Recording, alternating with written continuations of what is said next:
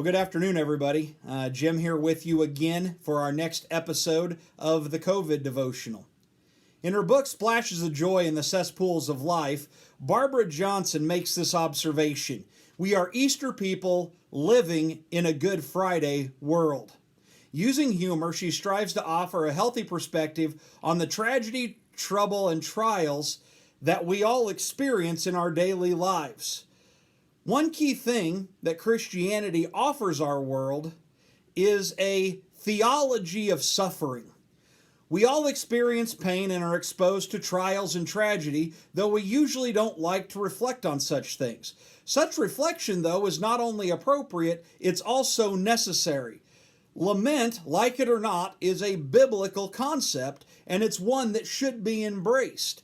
In fact, we clearly see that in the Psalms, the songbook of the Bible. If you go and you read Psalm 6 or 10 or 13 or 22, and the list goes on, we see the truth of that come forth. N.T. Wright had a masterful article in Time magazine this past week about the concept of lament. And you just have to get past the absurd clickbaity title that was imposed upon it by Time magazine's editorial staff.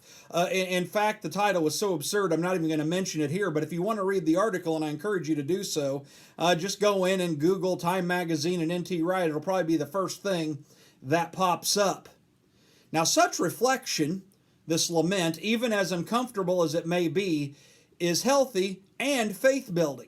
But we have to understand that it's simply a point on our journey and not our journey's ultimate destination. It's not a place that we're supposed to set up residence. We take it for what it is, we embrace it, we realize we live in the fallen world, and then we move forward with God. And now going back to Johnson's words from earlier, we are Easter people living in a Good Friday world. This is where we move back into the positive sphere of things. These words have rung particularly true to me in the past several weeks leading up to this coming weekend.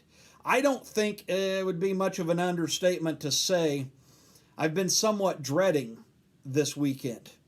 Not because of any responsibilities that I have that are beyond the normal, but just because it doesn't feel like Easter.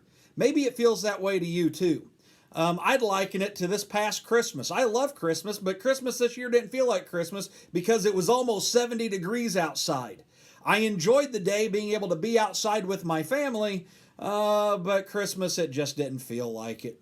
And Easter is the most important day on our calendar.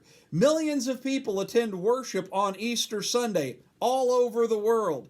The sanctuaries are packed and we enjoy it that way. We love the faith and the family and the fellowship. And it's also the Sunday that we get to see exactly how big our congregation is because it's one of the 2 times of the year where everybody in our congregation shows up the same day at the same time. And so we get to see just exactly what our congregation is made up of. Not worshiping together on Easter feels as foreign to us as living on Mars. In fact, I don't ever recall a Sunday or an Easter in my life where we didn't gather together with the saints. So how do we respond to such feelings? How do we respond to times such as this? Well, here's a suggestion. I think the best way to respond to empty churches on Easter is to not focus on the empty churches, but to focus on the empty tomb. Our church may be empty, but so is the tomb.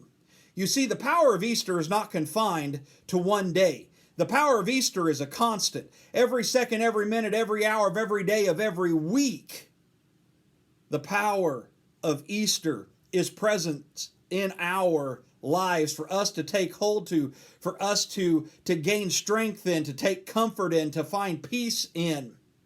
In fact, I love what the Apostle Paul says to the church in Corinth about such things. 2 Corinthians chapter 4, starting with verse 6, we read these words.